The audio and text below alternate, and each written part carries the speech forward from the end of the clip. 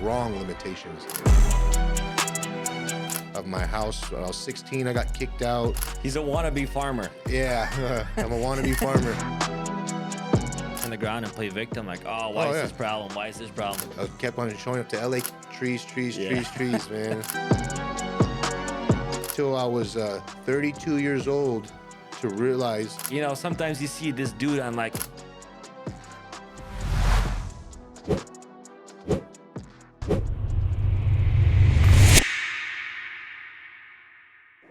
guys, welcome to the Stan Lebed Show. It is a true honor for my first episode to have AMG Muscle himself to be in my studio on my podcast, guys. This is going to be a true inspiration, and I hope it reaches millions of people all over the world. This guy has an amazing story to tell. So, Andrew, man, it's a pleasure having you here in Rochester. Kind of just share with the people where you're from. Yeah, thank you for having me here today, Stan. I really appreciate it. Super excited. I've been waiting like a whole month to be here, and now I'm here, and it's awesome. It's my first podcast I've ever done, and hopefully there's more to come. But yeah, from San Diego, California, East County, the Mountain Empire. Been out there for 2 years. A small little town called Campo, California. It's really rural. It's open. It's I like it. It's new to me because I grew up in the suburbs, so the city life and a lot of cars and a lot more action going on. He's a wannabe farmer. Yeah, I'm a wannabe farmer. He's got chickens and everything. Yeah, I moved out there and now I got chickens, so it's cool. That's the life, man. Well, let me ask you, how was your flight and everything? I know, like, you don't fly as much, but, like, I know you've had these crazy delays flying in here. Yes. I felt so bad. Yeah, so, like, I don't fly as much, so I remember I got to the airport in San Diego, and I was like, all right, so I found out where I had to go, and I saw a kiosk, because I remember when I went on a flight long before that. I just went up to the thing, and then they processed everything. Now you got to go to the kiosk, so I had to ask some lady, hey, make sure I did it right, and so she helped me out, which was cool. And then after, I loaded my bags, and then went through the whole process, and I was just like, man, this is new to me. Hopefully I can get used to it and get some more traveling experience. And also when they said, oh, it's going to be delayed, and I just rolled with the punches. I just went with the flow because I'm not in charge, and I thought this is how it is. And I understand that there was a weather delay. So I was like, cool, makes sense. And then we got there, and then after there's a 3-hour layover, I was like, all right. So I just sat there, and then I ended up talking to you. You're like, oh, I did it like this so you can make your next flight and everything. I said, oh, so I didn't know. So I was like, I'm new to everything. So I didn't know this is how you book things and make sure you can catch the other flight. So I was just going with the flow. And then I remember sitting on the runway or the taxi for like an hour inside the plane, and my butt was getting numb. But it is ridiculous because like I told you on the phone, it's so common for delays. Okay. Super common. So that's why, like, when you book, so to fly to Rochester, New York, you can't get direct flights. Okay. Rochester, New York is such a small town. All so right. there's always going to be a layover no matter what. And flying in here, I made sure you had enough layover time because I almost guaranteed, like, I knew that there's going to be a delay. Okay, So I'm yeah, like, you're right, though. I got to give him a 2.5-hour layover. That way he can make his flight, which you still made it. But the other airplane got delayed. I understand you were sitting on that airplane for an hour on the runway. Yeah. So it was new to me, so I didn't really know what to expect. So I just went with it. It seemed normal to me, but now, because you schooled me up on it, now I understand. Okay. Yeah. So when it comes to me booking flights, maybe I'll call you again and say, how do you get here? So I don't miss my next 100%, flight. Man. You call me anytime. Well, like, now that you arrived in Rochester, you spent a whole day here, went to Niagara Falls. Did you enjoy it? Yeah, I really did enjoy it. It's really calm. It's peaceful. It's a different type of atmosphere from, California life. And this is my first time ever being in New York, period. Yeah. I didn't go to the main part where everyone wants to go, but I'm in New York, so which is cool. Yeah. And it's really peaceful and calm, and you don't see, it's just very different. It's even more laid back than where I live. And you're like in the rural area, right? So, but it's really nice out here. Man, there's a lot of trees. Yeah. A lot of trees. Like when we drove to Niagara Falls, there's just trees, man. It's beautiful. We're not shy on trees in this area. And like you got to experience Niagara Falls at least. Yeah, so that's beautiful. I only saw it in magazines and National Geographics and on TV, and I was like, oh man, maybe one day I can see it. And then look at today's the day I saw it, and it's a blessing, man. It's a blessing. Yeah, it's a blessing to have you. And like, I gotta tell the viewers, man, Rochester, New York is known for garbage plates. Garbage plates? Yeah, I had one garbage plate. Pretty good. So let me ask you, how'd you sleep afterwards? Because we ate the garbage plate like at 10 o'clock at night. Yeah, I actually slept really well because I was behind on calories and on my macros. So when I ate it, my body just ate it all up real quick. And then I thought maybe my stomach would be a little bit upset. Nope. And I went back to the hotel room and went to sleep and no discomfort. You went to sleep at like midnight, woke up at 2:30, and he liked one of my posts or something. I'm like, yeah, this guy ain't sleeping good because of the garbage plate. No, I'm usually up like that. Yeah. Natural, yeah, man. Well, dude, I would love to get into more like your growing up, how you grew up, where you grew up, your parents, how your whole situation was growing up, so people can kind of understand your background. Yeah, no problem. Just ask whatever question you want to ask. I'm here to answer them, and possibly with the information that I give, it can help somebody else who's having some trials and errors in their own household with their upbringing. A teenager can be listening to me because I have followers who are teenagers, and they ask me for advice. I guess I'm old now, so they ask me advice, and I can relate to some of their problems because I experienced them. So I give them the best advice on what to do because I did the opposite, and it got me in a lot of trouble. So that's so that's what I ask away, and I'll help. Who knows who I could help out? Did you originally grow up in California? Yeah, born and raised in California. I was born in Monterey Park, Garfield Hospital. In April 15th, 1987. Hey, my birthday's coming up, so make sure you buy as much merchandise and AMG supplements as much as you can. Yeah. Guys, go and support this guy, man. He's a legend. He's doing great things in this world, and I'm so proud of him for like what he has accomplished to this day, especially with this story. And I just wanted to ask, like, growing up, you have siblings, correct? Yes, I got my brother Matthew. He's 30. He's 36, and then I have my brother Daniel. I think he's 32. Yeah, he's 32. And then I have a brother who passed away. He's a year younger than I was. But yeah, I didn't meet him until I was 21 years old. Yeah. I always knew of him, but I didn't meet him until I was 21 years old. And then we talked and everything. And he was a great, great uncle to my kids. Actually, and we still have pictures of him taking them to Chuck E. Cheese. And whenever he wanted to see his nephews, there you go. Go ahead. His name's Michael. So yeah, he was a great guy, smart guy, tall. Yeah, so, tall. Yeah. So how was your childhood like growing up?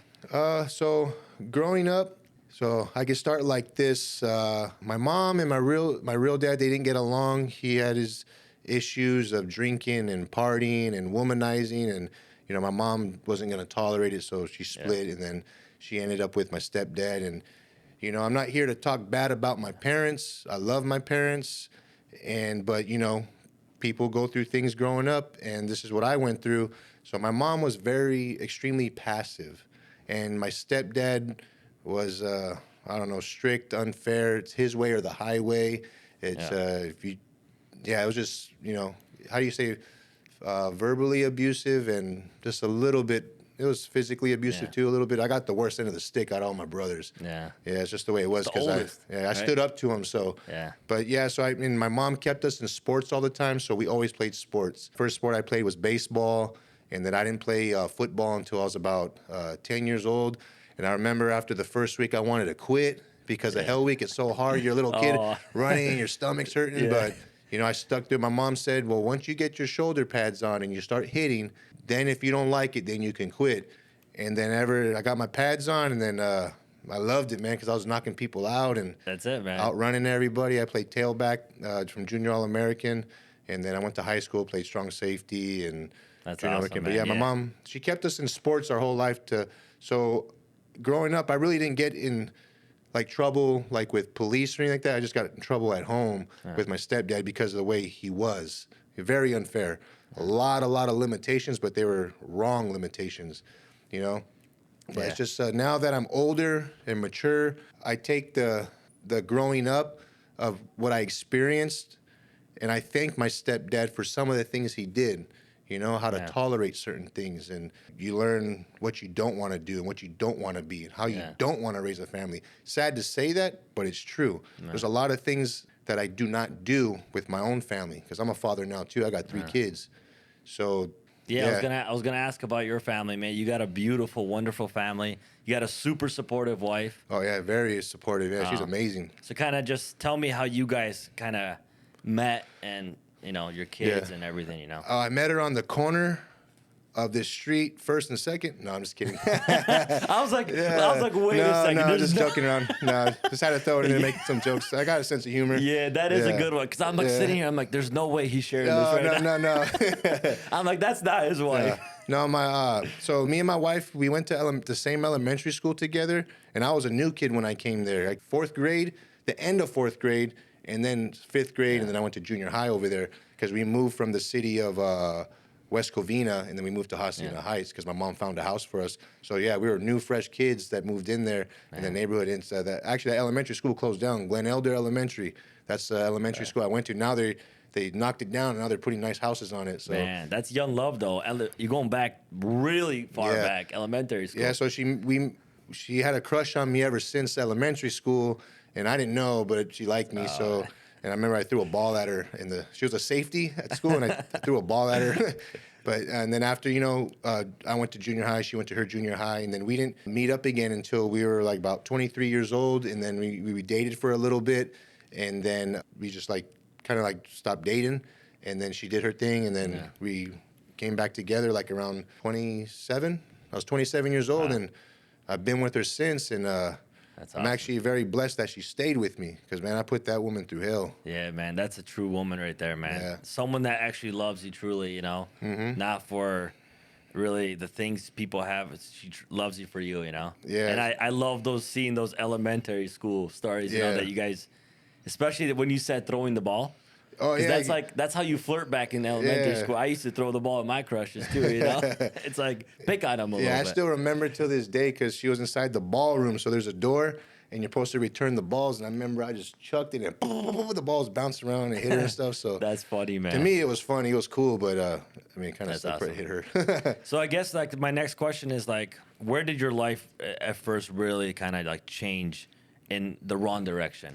So I would say it all stemmed from my childhood, how I was brought up, and the woe is me, the pity party, getting kicked out of my house. When I was 16, I got kicked out, and then I was staying at my aunt and my uncle's house for a little bit, and my aunt couldn't handle me there either, but she just couldn't handle the fact that I was so busy with sports, going to football practice in high school, so she couldn't handle it, so I got sent back, and then I was there, and then at 18 years old, I got kicked out again, and all I had was my clothes, and I just got a job, and I was all right. So I was staying in my car, and then after I was couch surfing for a little bit, and I was just like, man, what did I do? I'm like, Ma, how come you're letting this man kick me out, and you're not standing up for me? But it's just the way my mom was. Yeah. I forgive her for everything.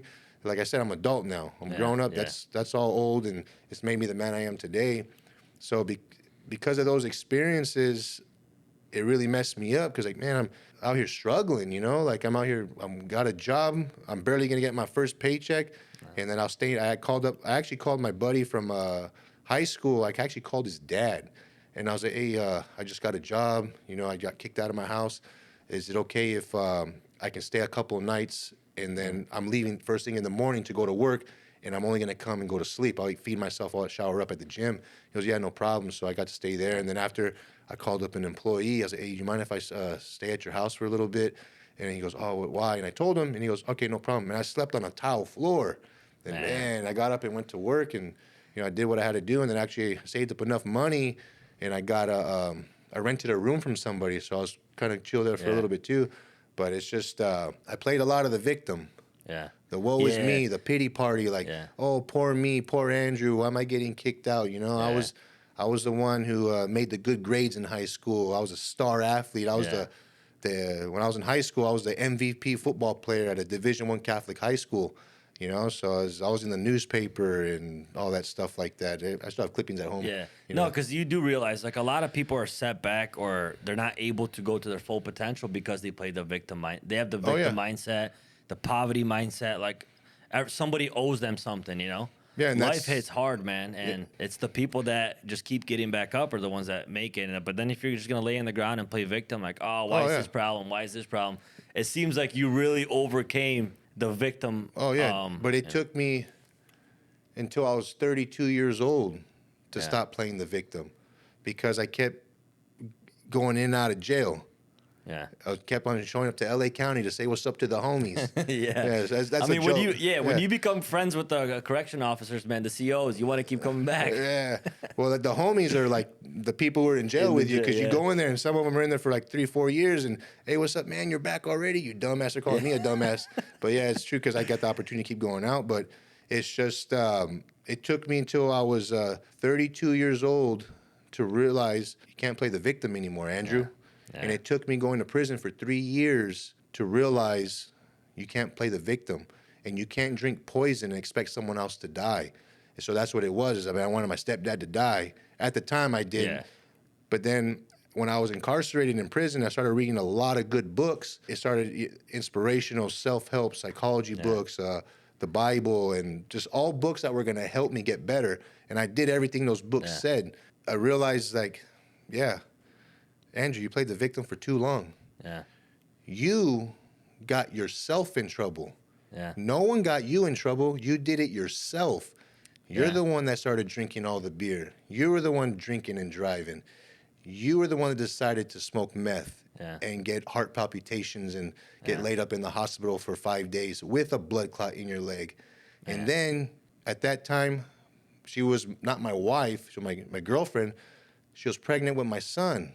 Didn't care. Yeah. And this was all before I, cleaned up and got sobered up. And when I got released from the hospital, I got into an argument with her so I can take off and go get loaded again. Man. That's the insanity, because I was so caught up in the dysfunction of, this is what makes me feel good at the time. But it was making me feel good at the time. But then while I was all drunk and high, I was like, oh, man, I could have went somewhere and this and that. I didn't want to make things better. I got a son coming. And because the way I was living with that dysfunction, I missed my son's birth by 2 days. Man. And I knew my son was coming. He was on the way any day. Hey, but Andrew wanted to get drunk and party and get in trouble. Yeah.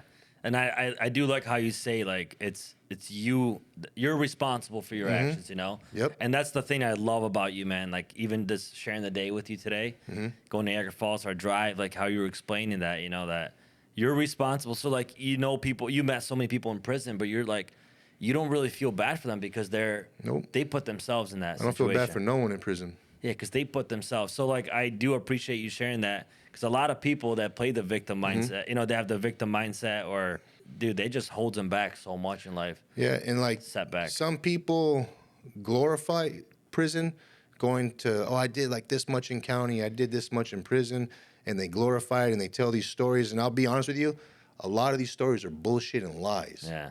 They don't do half of the crap they say. Yeah. How do I know? Because I was there and I experienced it. Yeah. And it's like, no, you didn't.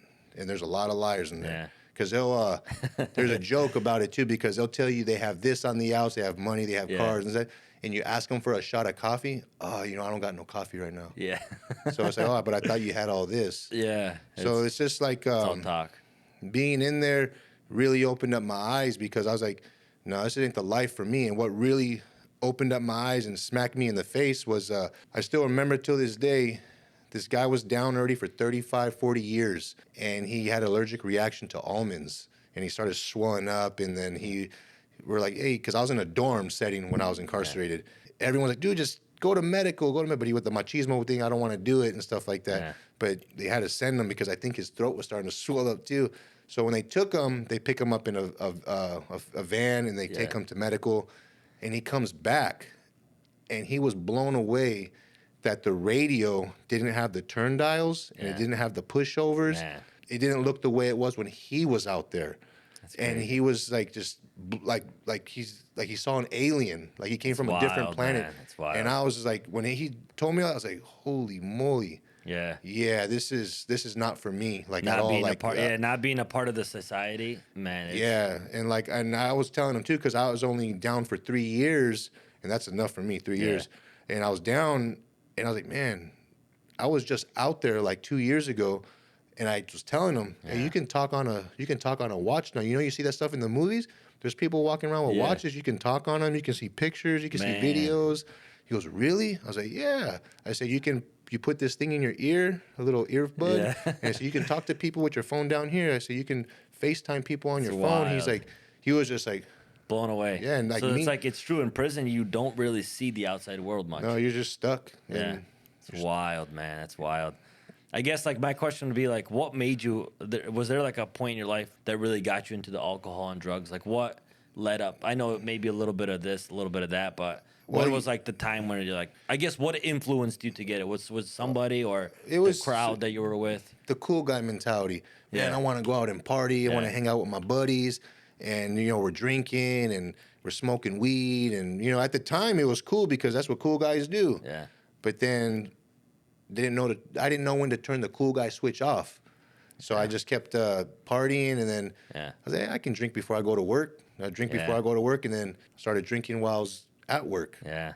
And then before you know it, I wasn't working anymore. Yeah, it's how they say one drink leads to two, to three, and then it becomes a habit, and then it becomes a lifestyle, and then kind of drags you. The bad part I'll tell you the story about how someone had to point out to me that I was a drug addict. I thought I was just an alcoholic, but I was worse than an alcoholic. I was actually dependent on alcohol because if I didn't have it, I got sick. I started shaking, throwing up. It was really bad, and like glad I didn't get no seizures, but it was really bad. So like I had to get my alcohol. The drugs not so much. It was just the alcohol because it's a bad thing when you're dependent on it. Just feeling sorry for myself and thinking drowning your misery, but you're actually just making your life worse. And at the time, you don't realize that. Yeah.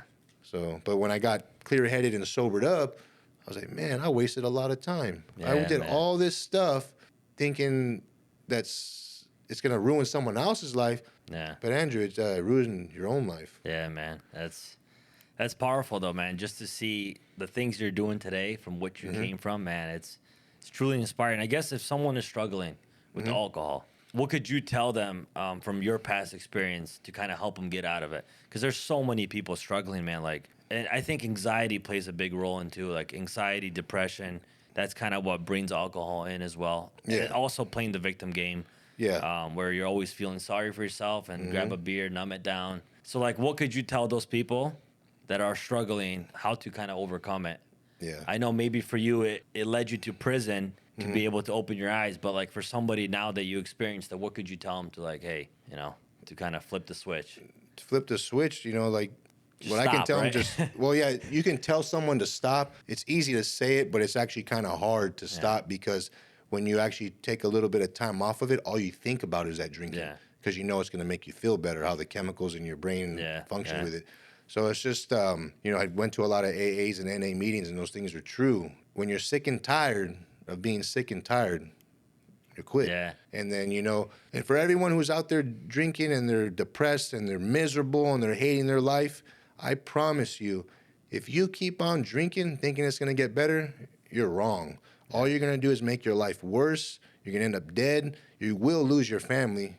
Your kids might even resent you because you pissed everything away because you're depressed. Yeah. Alcohol is a depressant, so it's going to make it even worse. Yeah. So you just got to basically put the beer down and suck it up like a man and feel like crap until you start feeling better. Yeah. And just get busy. Because there will be a moment when you do feel like crap for a short period of time because you're off of it. Yeah.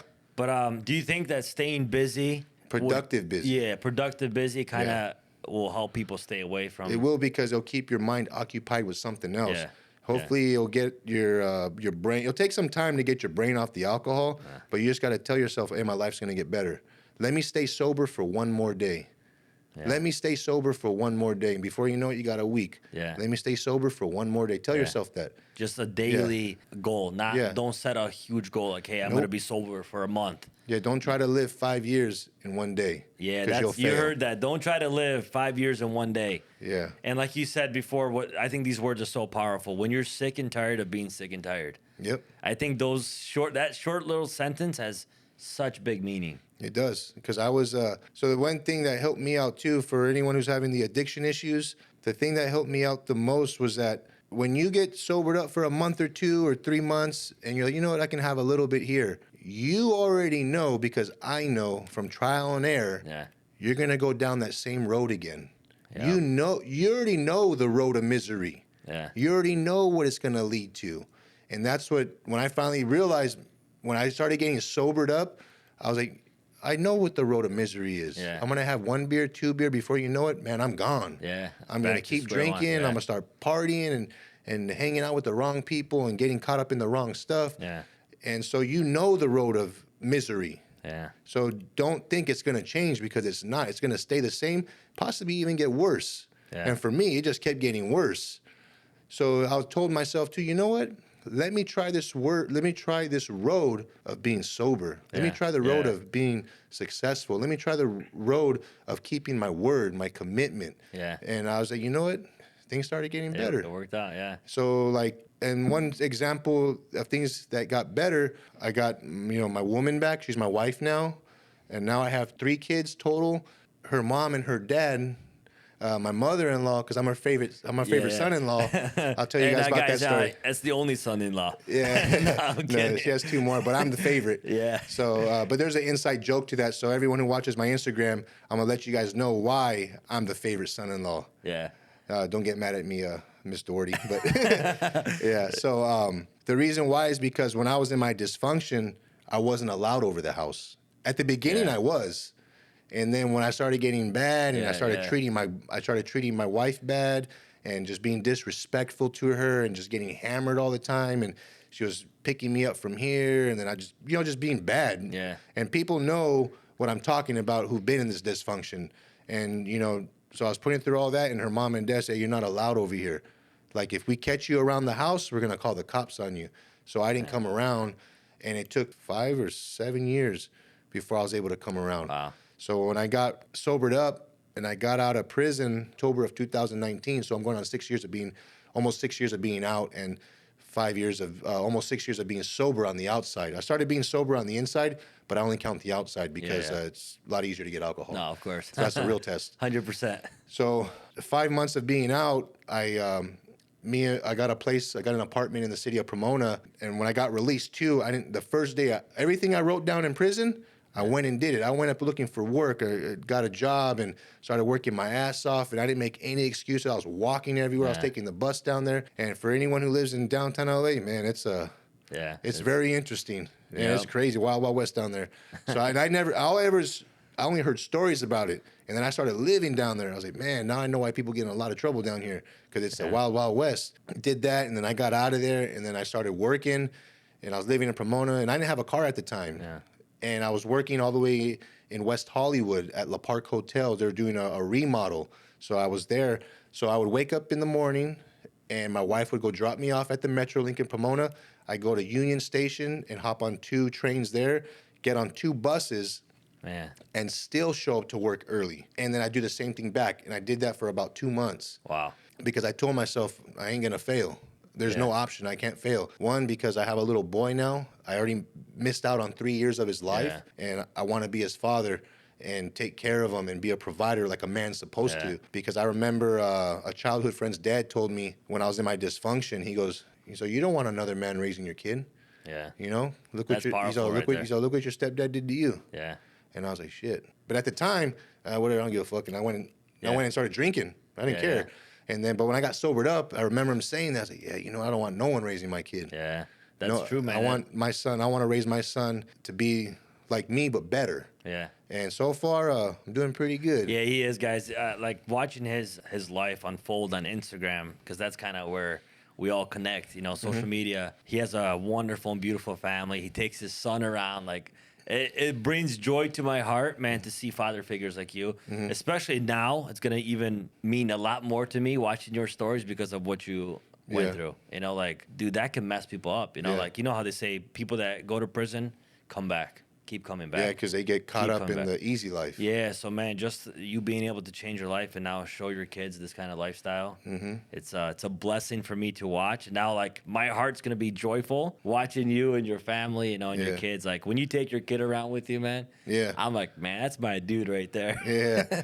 It's, What's his name? Is that Liam? My oldest son is Liam. He looks just like me. Yeah, copy and paste. Like, if I can find a picture with you and hair and your son, you guys are copy and paste. Yep. That's how I know that's your son. Copy and paste. Yeah, because and back to like the story with getting accepted back into coming over. So I did all that, and then her father came over, Mr. Doherty, and he didn't. How do you say? he was mad, like, you Yeah. know, but he still came over and he was respectful. He said, "Hi, Andrew," and that was it. Yeah. It was really small talk. And then he came over one day, and I think I was already out of prison for like maybe a year and a half, I think it was. And then we were walking out to the car. It was me, my wife, and my 3-year-old. And I said, "Mr. Doherty," I said, "I want to know if I can have your daughter's hand in marriage." And he's like, yeah. And he goes, "But I got to talk to my wife." Yeah. I was like, "All right, cool." I said, "Awesome." And He then knew he screwed up when he said, and yeah. Yeah, and my wife, she had no idea that I was going to ask him. She had no idea. She was like, "Huh?" And then after he said, "Yeah," and I told my wife, "Yes, because your dad knows I'm a winner."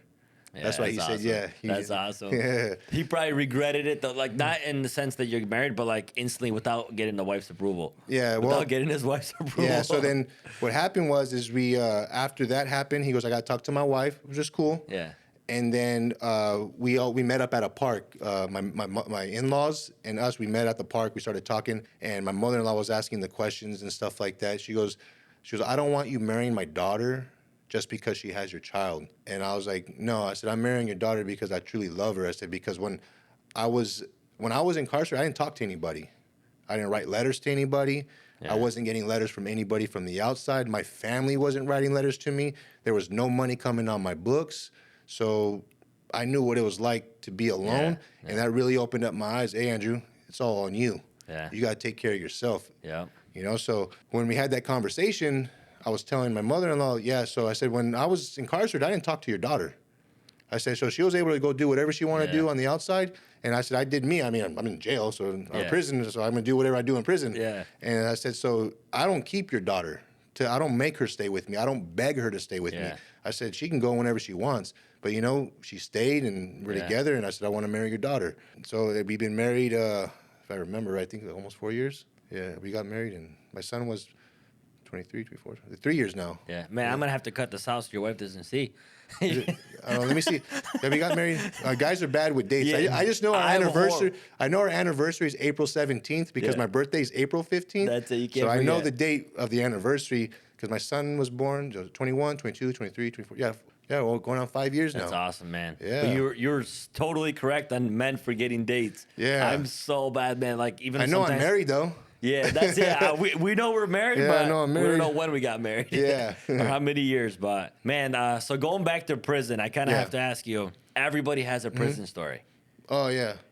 Share at least one like prison story because everybody has them. Like Like, something crazy or like did anything happen in prison that like you know everybody has some kind of prison story or just kind of share your experience like how it was like Oh, just like there was fights. And there's- schedule wise like and the discipline, like disciplinary punishments, Yeah. how they do it, and stuff like that. So like just seeing people get fucking stomped out and beat up. I mean, I took part in some of that stuff Yeah. too, because it's just the way it is. Because I'm not going to be a victim. Yeah. So I just went with the program. I did what I was supposed to do, and that's why I went to prison. Because I beat a couple people up really bad inside of LA County Jail. I beat some people up pretty bad.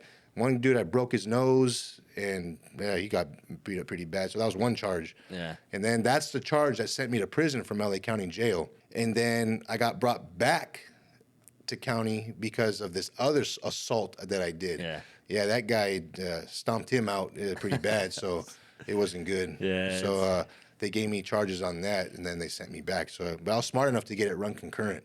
yeah. So it didn't get where I do this time, and then after I have to do another Yeah, additional another time. time, I got it yeah. running concurrent, so it actually saved me Yeah, time. it's So good, they man. added more. It added like 9 more months to my sentence, but hey, whatever. I was already in Yeah. there, so. Yeah. But I actually, when I was in county jail, I was like, man, I want to get the F out of here. I want to Yeah. go back to prison. Prison, yeah. Because prison, like you said, there's more freedom in a way, right? Yeah, more going freedom. out. Yeah, but it's Is not. it truly a scary place like people make it out to be? It can be, just depending on who you are. You always got to keep your guard up, right?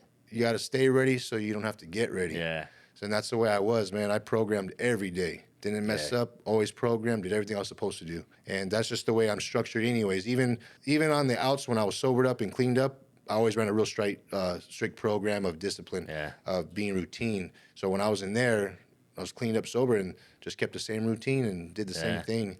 And it actually helped me out a lot when I was in there because I had a full locker. Believe it or not, Yeah. even though I had no money on my books, I had a CD player, I had coffee, I had hygiene, I had shoes, I had clothes. Because when I was in there, you find a little hustle you can do. Yeah, 100%. I knew how to work out, Yeah, so yeah. I help people work out. And You so gotta kill time somehow. yeah, so with the pull-up bar, the dip bar, and the burpees, man, I did so many burpees, man. It was ridiculous. Countless. Yeah, so you can never stop doing burpees. Is that kind of like where you kind of got into fitness? Was it really in prison? No, I was already into fitness before I got there. And so I played sports my whole life, like I was Yeah. saying, and then I always loved bodybuilding.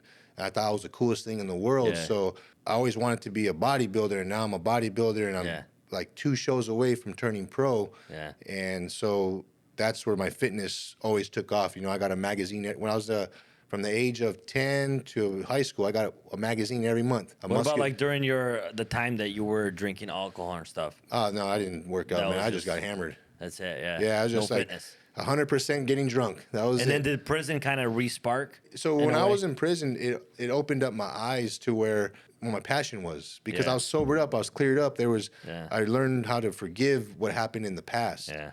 By doing that, I was like, you know what? Just working out and training and I want to be a bodybuilder, and here it is. Yeah. Because when I was in there, I wasn't on any anabolics or nothing like that. And I came out, I was freaking jacked when I got. I was ripped up, leaned up. Even on the 900 calories you get fed in there. Yeah. I left prison at 197 pounds, but I looked like this, but at 197 pounds. Yeah. So it was pretty cool, you know. And then I was able to help other people in there, because a lot of the guys that were in there, they went in at young ages and they've been down for a long time, so they only know how to work out a certain way. So I was able to help a lot of people and correct them and show them stuff like, this is how you should do it so you can work this muscle out better. And they were just like blown away, because I'd be doing stuff. They would come up and ask me like, hey, how do you do that? Yeah. Or what are you doing that for? And I would explain it to them. Yeah. So that's when it kind of triggered in my, hey, you know, this is where it's at. Like, maybe one day, man, would you ever consider like maybe going back to prison, not in the cell, but actually to mentor people?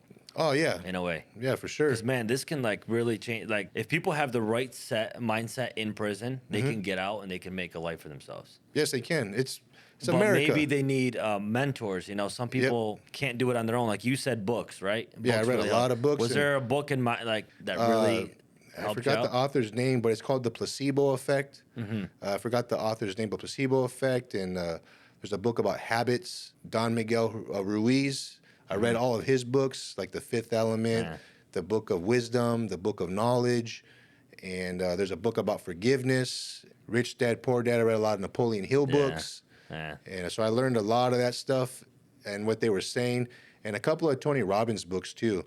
And it's true what they say, write it down, read it to yourself before you go to bed and first thing when you wake up, but make sure when you read it, you can feel it and you got passion. You can just really feel it. And I was like, and it works, because everything that's happening in my life right now, I look back, I'm like, I wrote all this down. Yeah. Like I was like, I'm gonna make 20 grand in a month. I did it. That's it, yeah. I didn't do it consistently, but I did it like 4 times. Yeah. And I was like, man. It matters, man. Sometimes when you write it down, that helps you take action. Yes. Compared to just putting it in your mind. When you actually have it written in front of you, it actually gets you to actually go and take action, which I do learn that from personal experience. But, man, that's awesome that at least books kind of helped you out, because a lot of people don't understand books. Music have big influence on people. So yeah, and then like also too is like the people who are in prison and they don't have anything when they get out, they're wrong, because there's too many facts and proof of people who've been incarcerated and they're getting out and they're successful.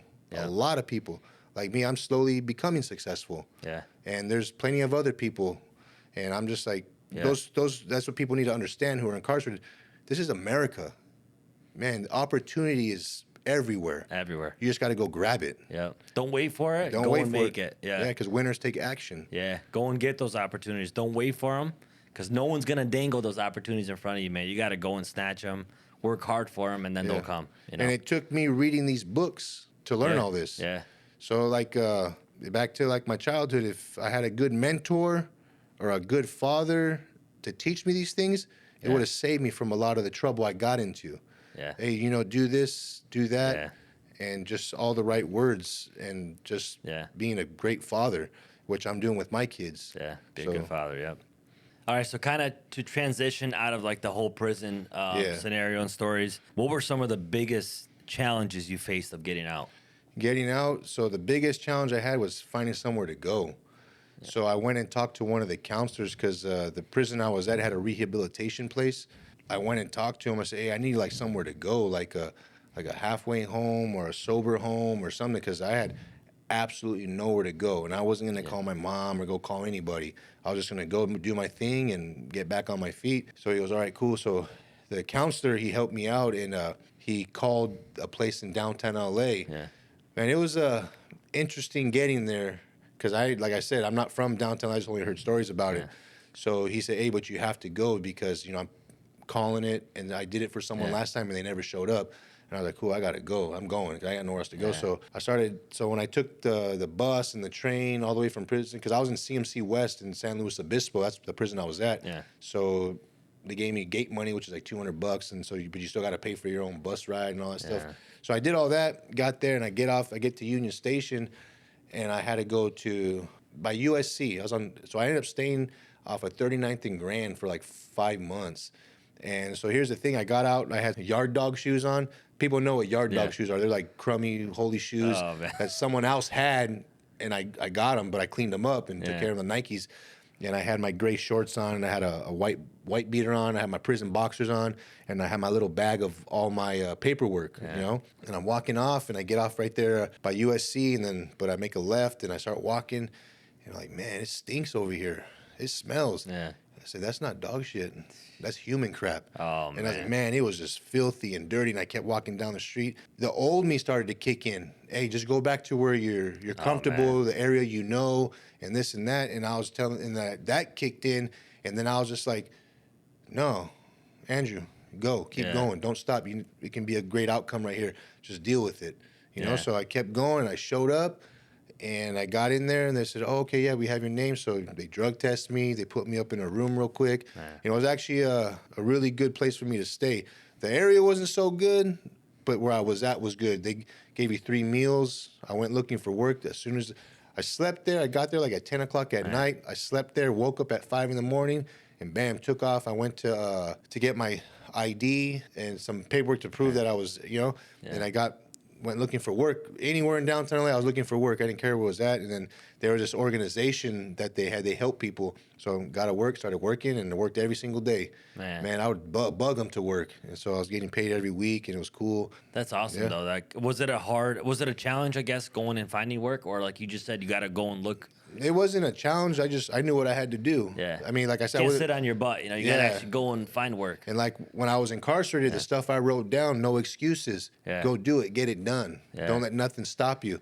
And that's the mentality I have now. Don't let nothing stop you. Yeah, the way I live is like excuses sound best to the ones who are making them up. Yep. It sounds good to us. Yep. That was me a long time ago. You just keep making excuses, man. You just one after another, and you stay in one spot your whole life. So once you stop with excuses, like you said, but opportunities don't come, you got to go get them. You got to go after them. You came out of prison, you went straight to go find work. Yep. I didn't waste anything, and I've been working my ass off ever since.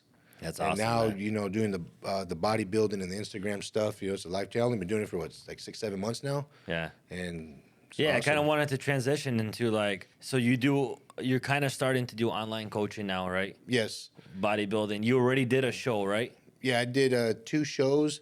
I did Pacific USA's in August. I won the whole show for heavyweight class. And then I went to my first ever national show, and I took 2nd place.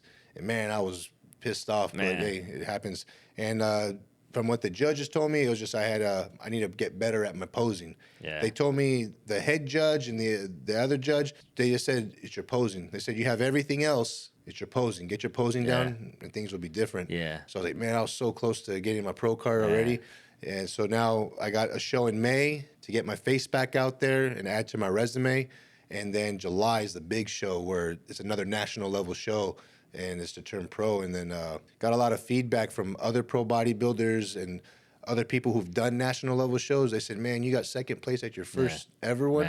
They're like, man, that's a huge accomplishment, because the guy who was telling me, he goes, the highest I ever placed was 5th place. And then my own trainer, I think he did about 10 shows before he turned pro. So it's Bro, you're just like a natural, man. You're just like, even working out with you today, just seeing how much, dude, just the mass, the size, how big you really are, how much, and then just crazy, like just witnessing your eating and how you actually have to be so disciplined that you brought your own food, Yeah, I did. vacuum sealed, everything, man, ready to go. That's what it takes to be a pro, you know? Yeah. And like, dude, that makes me like so proud, like to see people so dedicated to something. Yep. And like just watching that from behind the scenes, you might not see me notice it, but man, I notice it. I'm like, man, this guy he's gonna blow up, man. He's gonna get his pro card because of the discipline, the hard work that goes into this, man. Yes, thank you. And the main reason why too is because I got 3 little kids who look up to me every single day, and I'm trying to set the example of what I believe what a man is supposed to be,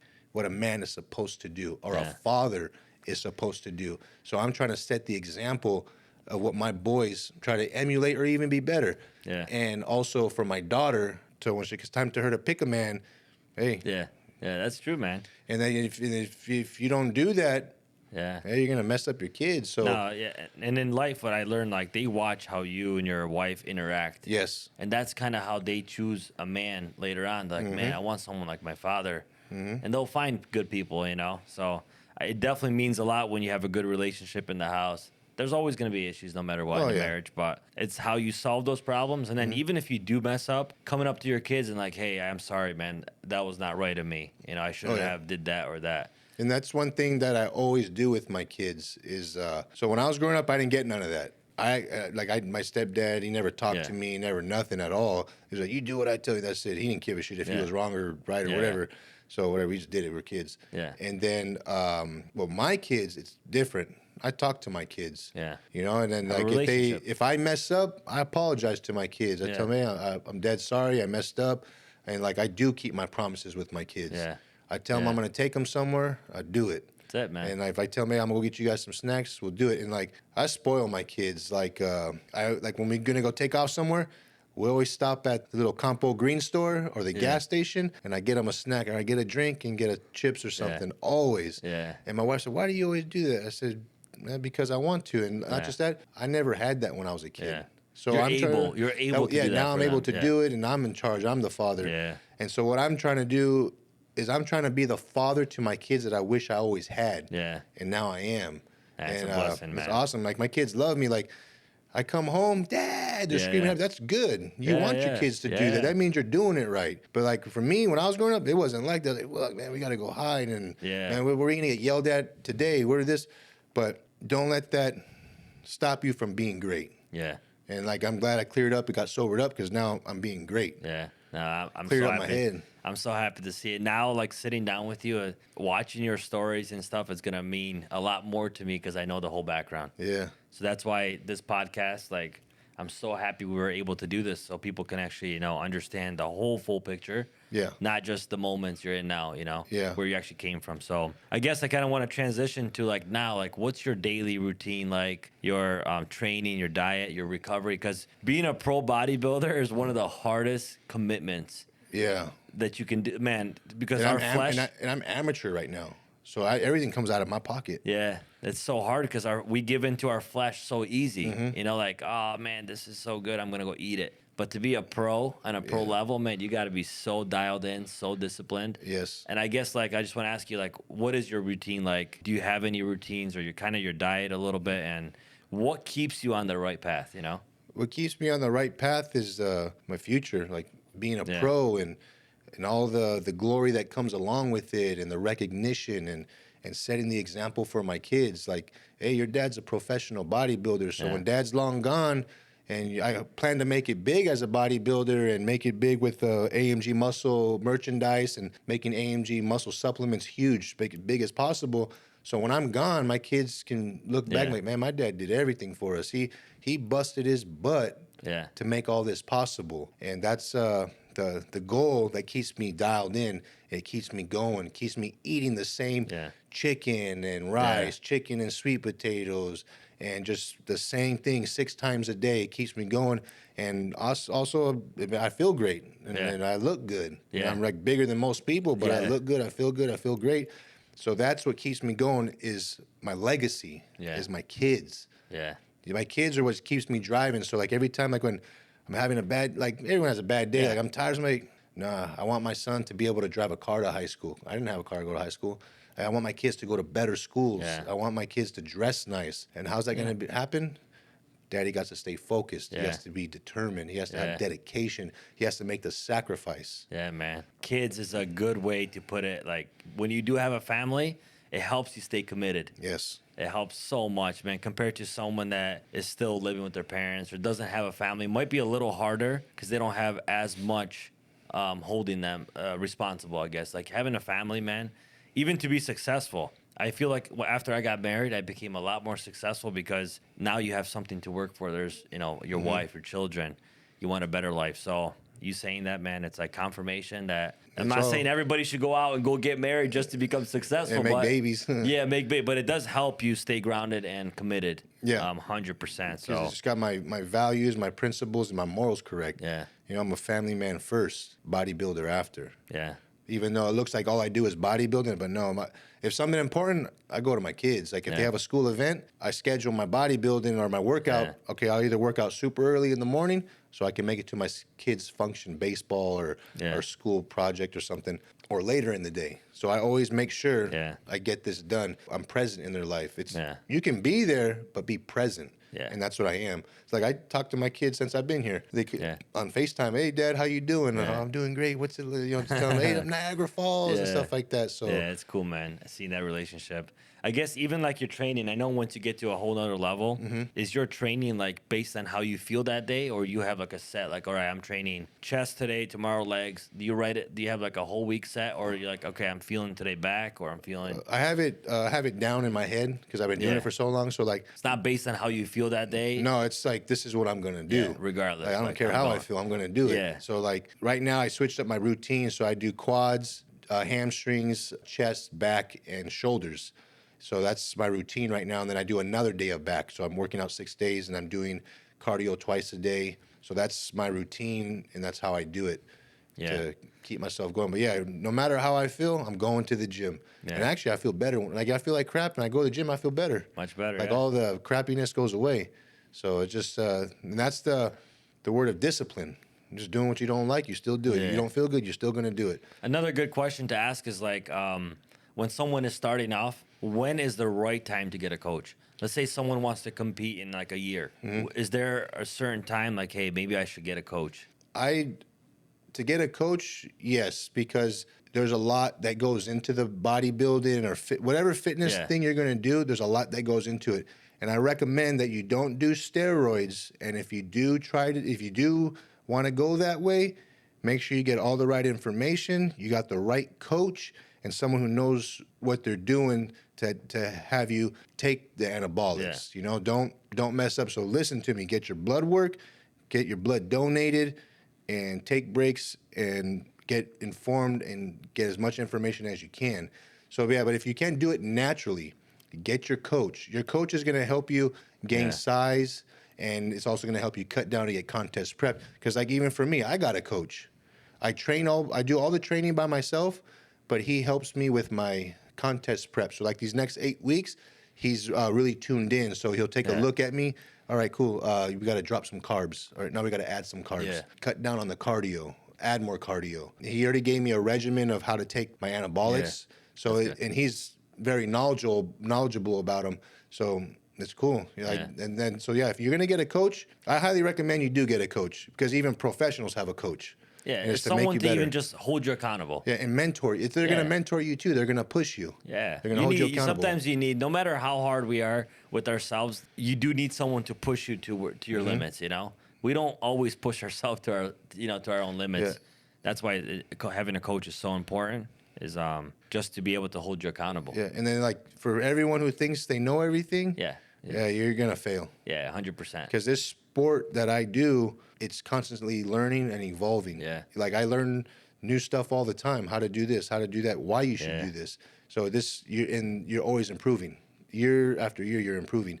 Like me, I gained size. I'm a little over 230 pounds, probably like 235 or something right now. Yeah. So. No, it's cool, man. I just wanted to ask, how did you transition, or how did you come to the AMG Muscle supplement line and kind of your clothing brand here? Oh, okay, so How did that come to life? all right. So when I first started with Instagram, my original name on Instagram was One Rule Drew. That was One my rule, what? One Rule One rule, Drew. Drew. That was my original Instagram name when I first started. And I told my wife, let's change it up, make it a little more catchy and easier to remember. Yeah. And so we were going through, she was giving me some, and I was giving her some. So my wife actually came up with the name. She's all AMG Muscle. I said, hey, you know what? I like that one because they're my initials. Yeah. So it stands out. Yeah. So what people don't know is, so my name's Andrew, my middle name is Martin, and my last name is Gamez, Gamez. So that's how AMG Muscle came along. And also, I got muscles, so AMG Muscle. Fit in perfect. Yeah, so that's where I started when I did the Instagram. I changed it to that and just started posting. And it was just to show people my journey. And gained 100,000 followers in 6 weeks. So it was pretty cool. Like, whoa, life changing. So now I'm doing a podcast. I'm in New York. And with the clothing line and the supplements. So after my show on August 10th, I went back to the gym to start training again for my next show, August 12th.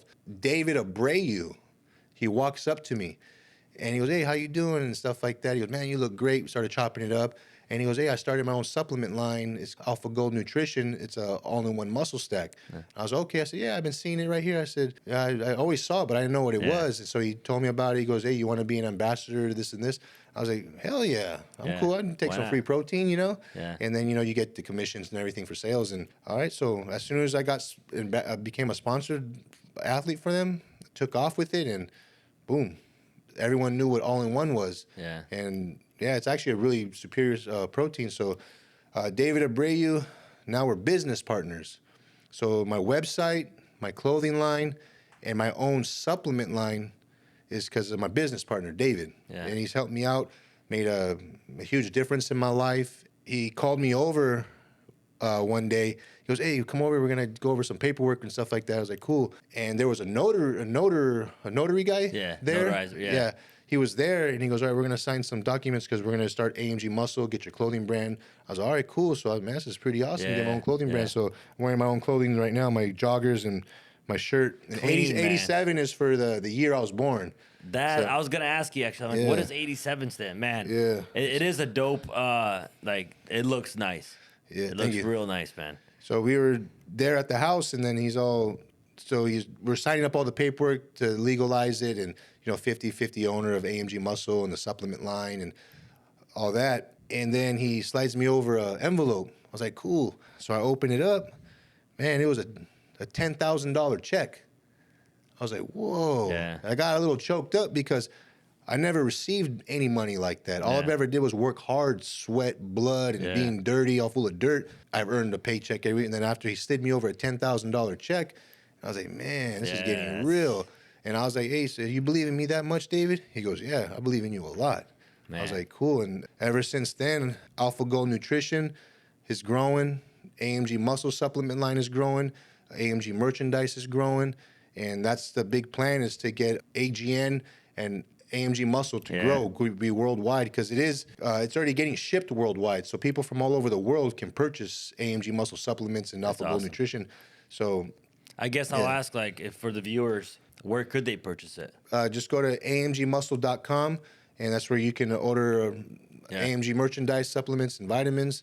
And, that's awesome, man. Yeah. So, David Abreu has been a huge part of my life when it comes to the business aspect and changing things up and getting my own clothing line going. Yeah. So I'm already ahead of the game before I even turn pro, because a lot of pro bodybuilders don't have a supplement line until after they're done, except for a couple. I guess what is your future goal then? What is your ultimate goal? I mean, I know that we're never gonna have an ultimate goal, but what is the goal you're striving for? What's your end goal? I guess in business and obviously. Yeah, professional bodybuilder, successful bodybuilder in the bodybuilding world, and also a successful business owner with my clothing line and make my supplements one of the top ones and be competitive with the others that are out on the market right now. That's the ultimate goal. So then I can leave it to my kids. Yeah. Are you gonna be more focused as well on helping others and Oh, coaching yeah. and online coaching in Oh yeah, person. for personal sure. Yeah, training.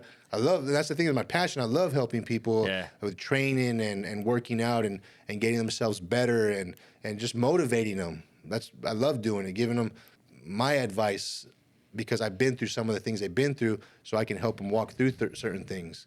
Yeah. And yeah, so like I mean, just like a couple weeks ago, I got done working out and 2 college kids from San Diego State came up to me and they started talking to me and Yeah. met me and they started asking me for advice.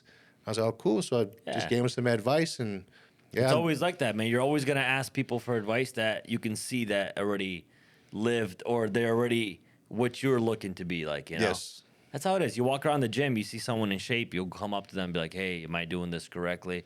You're not gonna go up to some fat slob that's or like I see these personal trainers that are like way overweight. Yeah.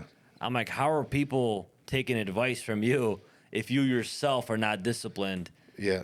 I guess actions speak louder than words. They do. So your body shows that you're super disciplined, you're super committed. So it's a lot easier to attract people to a coach, like to hire you as a coach or a personal trainer, because Yeah. I mean, you yourself are jacked and ripped, you know. So it's like it's a lot easier than I've never understood. Like, why are people hiring this dude? He's overweight. Yeah. It makes absolutely no sense. Maybe they're just doing the free trials. I don't know. That guy is just So that's why like I feel like if you're disciplined, you'll be super successful because man, you're already jacked. So that's what people are trying to get. You hire someone that's already in shape to get in shape. Yes, That's sir. what yeah. So it'll be Yes. a lot easier for you, man. Yeah, so that's like my huge passion is to the online training, Yeah. in-person training, and just helping people be better. You don't have to even look like me. Yeah. You can just lift weights because you want to get stronger. You just want to be healthy, want to be able to move around faster. You just want to drop the pounds so you can move and breathe. Tie Yeah. your shoes. Yeah. You don't have to want to look like this bodybuilder guy, this fit guy, Yeah. get your six-pack abs because genetically some people are just not going to Yeah. get it. Yeah. It's just because that's the way your body's designed, and that's what a lot of people need to understand. But people don't. They think Yeah. that they do this. Like honestly, a lot of people think you do steroids, bam, you're gonna look. No, No. it's A lot of bunch hard work, Yeah, man. hard work and dedication and lot. sacrifice is what it's gonna take. Yeah. There's And no that's- magic pill. No magic pill at all. But that is the magic pill. Dedication, discipline, sacrifice, and desire. That's the magic pill Yeah, right there. yeah. And that's what I have online clients now, and that's what I tell them. It's hard work. You got to keep going. It's not Hard easy, work, man. but it does get easier. Yeah. As long as you keep going day. Yeah, I feel like once you have a habit, it becomes a little easier. Yep. Create good daily habits. They become easy. Start getting up early for 2 weeks. Yep. Going on week 3, it's a little easier. Yep. Just you got to overcome that period, that little hump. Yes. Create good habits, man, and it'll be easier and easier. So Yeah. that's definitely true. That's my passion, though, just helping people out. And even if it's not even in the fitness part of it, but if I Yeah. can help you out another way, Yeah. I'm getting something done right. Even if it's just one person in my whole life I helped Yeah. out. And And don't get me as wrong, I you- want to help out a lot, but, you know. And as you know, with fame comes a lot of hate. Oh, yeah. Yeah, people think I bring fake weights to the gym. I still can't believe that's just wild. Some people have nothing better to do. But I want to ask you, like, how do you silence people like that? Or, like, do you just block them out, don't pay attention? Or does it fuel you? It fuels me, too, to keep on going. But Yeah. I'm going to just prove them wrong. Yeah. I'm just focused on myself. So, like, when I get the hate comments and this, I just look at it and I kind of laugh. I'm like, man. And then I tell them thank you. Yeah. Hey, thank you. Yeah. And then my wife says, hey, tell them thank you and say that you're going to pray for them. All right, Yeah. cool. Because people don't like that. They Yeah. don't like when you're going to pray for no, them. it hurts. It hurts. Yeah, they get mad. So it doesn't bother me because I know what I'm doing. Yeah. All that matters is what I'm doing and what I'm focused on. I don't buy anybody's words. I don't take any value. If it's Yeah. negative, bad stuff, I don't take any value on it. Yeah. It's not important to me. No. Yeah, because with fame comes hate. Oh, yeah, there's It's a lot of normal, hate. man. And as the more you grow, there's going to be more, And I guess it's nice to see people comment even bad things because, look, they're actually watching your stuff. Yeah, that's the funny part. So it's like they're taking the time to actually comment something negative, which kind of shows that they are interested in some of your stuff, Yeah. So So it's who looks like the idiot? Yeah, who's the idiot? Yeah. So I want to grab my phone here and we'll do some questions from people that Okay. on Instagram that asked a few weeks ago when Awesome. we posted. So there's one question. I know you're not a health professional. There's a guy that asked, "Hey, I'm 45 years old. What type of steroid should I be taking?" But like you said, you're not a health I'm professional. not a health professional. I'm not a doctor. But what I do recommend is you go to it's called a TRT doctor. So just go to a TRT doctor. They're gonna get your blood work done, and they'll find out if you're low in testosterone or if you're too high in testosterone, and the rest of your body's fine. And if you're too low, then you're a candidate for TRT. And TRT, testosterone replacement therapy, it's anabolic steroids. That's all it is. Yeah. So people have they think TRT and HRT is totally different from anabolic steroids. No, it's the same thing. Yeah. It's just you're getting it from a doctor now. Yeah. That's the only difference. But yeah, so anyone who has questions about that, what should you do? Go to a TRT doctor and get your information from him, because I am not a doctor. Yeah. I just know how to do it my way. That's the right answer. Go to the doctor, go to a health professional. Yeah. Because it's serious. You know, your health is so important. You got to take your blood. You got to do this. You got to make sure that you're able to even be able to take them. So, yeah. And I mean, another person asked advice for an obese person trying to get started. The small steps, the details, the routines. What kind of habits should they create to get out of obesity and kind The of... first thing they can do is start. That's the number one thing, is get started. Get up, right? Yep, get up. Take a reflection on what you've been eating, and then throw all the garbage to the side. Yeah. You don't have to go cold turkey. Yeah. I don't recommend people go cold turkey, because then they're going to go right back to doing it. Slowly start weaning off all the bad stuff. Yeah. So like, for instance, for an example, say you drank 5 Coca-Cola sodas a day, cut it down to 4, 3, 2, 1, or cut it down however you want. And before you know it, you ain't drinking soda anymore. Yeah. And just slowly take those steps. Don't try to do it all in one day. Man, I'm going to run 5 miles in one day. I'm going to work out 45 minutes in one day. I'm going to finish all my reps and sets in one day, and get all my macros in all in one day, because a lot of times they ain't going to happen. Yeah, yeah. So it takes time. So for an obese person, get started. If you have to, because I know it's kind of hard for heavy people to walk, slowly start walking. Even if it's just walking to your sidewalk in the front of your house. Yeah. And just walk back. What I always tell people is just park in the back of the grocery store. Start with just a habit like that. Don't look for the front parking spot. Yeah. Go park in the back. Yeah. That alone will get you your steps, Yeah. So a lot of people always fighting for their front spots. Yeah. I'm like, dude, just go park in the back. If you're really trying to get into that good daily habit, park in the back, get your steps in. So It's just going to that's benefit true. you. But I do like how you said just start. Yeah, that's the number one it's thing. that simple. Just start. It's just take action, You don't need any money. You don't need nothing. Yeah. Just start. Yeah, and I mean, a lot of these questions we kind of already answered on this whole pod, but let's see if there's any other ones. There's a lot of good ones, but you answer so many of them. I guess this is a really good question. Okay. If you had to start over, what would you do differently? If I had to start over with everything, Or do you because a lot of people look at their past, they're like, man, I'm glad I went through that because that made me who I am today. yeah, it made me who I am today, but I could have saved myself a lot of the misery if I would have just stopped. Yeah. Right when I got the first wake-up call of getting arrested, Yeah. should have stopped. Like maybe, I should have stopped the drinking, hanging out with the cool guys, stop making excuses, stop feeling sorry for myself. That's what I wish I could have changed. Yeah. But I did. It took me till I was 32, Yeah. but I did. Yeah. I stopped making the excuses. I stopped everything. Like, for instance, I got all my tools stolen from my truck, all my construction tools. It was over $10,000 worth of construction tools. And I was walking out to my carport, and I was like, damn, man, all my tools got stolen out of my truck. And I knew not to do it, though. My wife told me not to just take all your tools in the house. I was like, all right, well, it'll be fine, babe. But yeah, I didn't listen. Yeah, That's what happens when you don't listen. Yeah, so I come out like, oh, my tools got stolen. So the old me would have took off to the liquor store and got drunk and not go to work and felt sorry and just not did anything. But the new me took over and said, I'm going to go to work. I'm going to tell my foreman, hey, I got all my tools stolen. Yeah. But and I told him, he was like, okay, cool, no problem. Just use the tools here. And right after work, I went to Home Depot and swiped my credit card, $10,000. Got all my tools and some more.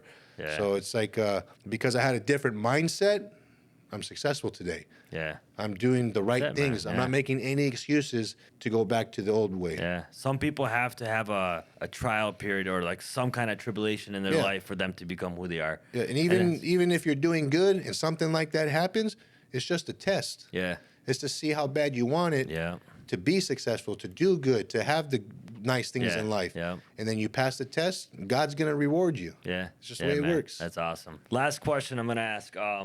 People ask, how do you balance the hustle of business, staying and spiritually grounded, staying like spiritually grounded, and family? How do you balance everything?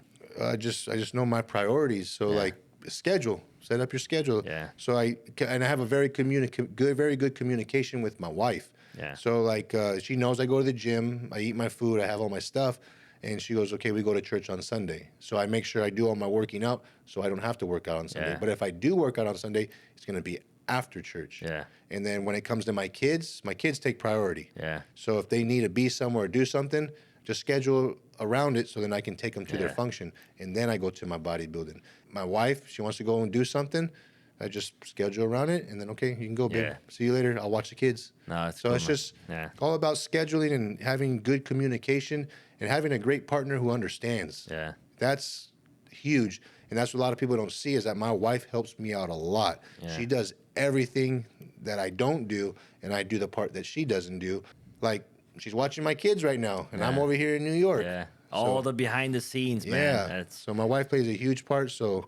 It's awesome. It's a blessing to have someone that supports you and really helps out and holds the house down, you know, while you're not available, So and it's a blessing. And the main thing is my legacy. Yeah. For my kids. Create the legacy, man. Which you will have a good legacy, man. The way your path is going, you have a bright future, man. Your kids are blessed to have a father like you. So I guess the last thing is like, if you can say anything to the younger generation, words of wisdom or something, what would it be? Some kind of, I guess if you can make a short sentence like of some kind of inspiration or even just start. Yeah, get started, work hard, always do your best. You never know who's watching. So you always want to do your best no matter what it is. Even if you're at McDonald's and that's your job, be the best at it because you will be rewarded. Not when you want to, but you will be rewarded. Yeah. May not be at that job, but it'll be somewhere else. So that's the thing with the younger generation is take charge of your life. Yeah. Be responsible for your actions. Just know that there are consequences to your actions, good or bad, whatever decision you make. Yeah. But go 100%. Yeah, I love that, man. No excuses. No excuses, man. No excuses. I love it. Is there anything else you want to add? Man, we've said a lot, and I think this can inspire a lot of people, man. Just from where you came to where you're going. Yep. Dude, this is going to be, like you said, legacy. You're definitely going to build a legacy, man. Awesome. And you're going to go and you're going to get your pro card. Hell yeah. There's no what ifs or buts. Yeah. You're getting your pro card no matter what, man. If we have to come there and steal it, we're going out there and we're stealing it. But, man, you're a legend, dude. I love following you, man, like your journey. Now just sitting down with you, I have like this, it's just going to be so much different now because now I kind of know your whole story. Even like you said just the other day, you're like, when I do this is my signature move. Oh, yeah. To tell my wife to stop recording. Yeah. I'm like, that's it. I get it. Yep. You know? I like it, dude. Yeah, That's, it is right there. It's it's good. a signature move, man. It's a good one, too, though. So, no, I appreciate having you on, man. This has been a true blessing. And I feel like this can definitely inspire a lot of people. So, Oh, one last thing I want to leave the generation with, the younger. The more you do, the more opportunity you create for yourself. yeah. Yep. That's words of wisdom right there. Yep. Now, man, you still have a long life ahead of you. Yes, sir. Like you said, create your legacy, and everybody else is going to watch. Yep. We're all going to watch, man. We're going to watch you create the legacy. So it's a pleasure having you on. Thank you for having me here. Yeah, we're still going to enjoy a little bit tomorrow. Hell yeah. Maybe one more cheat meal or no? Maybe. We'll see. We'll see. You guys Hey, are but gonna the cheat meals actually haven't been that bad. Yeah, it hasn't been too I've only bad. had two bad things. Yeah, and they haven't been too crazy. No. Paula's Donuts and a garbage place. So Doing you good. guys are going to have to stay tuned to our YouTube video to be able to find out if we will have another cheat meal or not. Yep. I mean, for me, cheat meal, I'm not competing in like a couple weeks. So, but man, it's been a pleasure, dude. It's been a pleasure having you on. Yep. And that's it, guys. Make sure you guys are subscribed. And then follow my man right here, AMG Muscle, on Instagram. He's also got a YouTube channel. AMG Muscle 5 on YouTube. Yep. So, guys, make sure you guys give him a follow. And my website, amgmuscle.com. Yeah, make sure you guys go and support. Like, even that, just you go and buying his supplements, his clothing line can really help him achieve his goals quicker. and better and provide for his family. So, guys, make sure. And they all become part of the family. That's it. You guys support, man. You guys become the family, you know? Hell yeah. So make sure you guys go out and support him. Super humble, awesome dude, man. Even better meeting you in person. And, guys, yeah, he's just as big in person as he is on the video. This is not like, you know, sometimes you see this dude in video and then he comes in person. It's not. This guy's legit, man. He's just as big on video as he is in person. So, man, God bless you and your family. Thank you. You guys are awesome, and we look forward to seeing you win your pro card. Thank you. So, thanks again, man. It was a wonderful time, and we're blessed to have you on. So.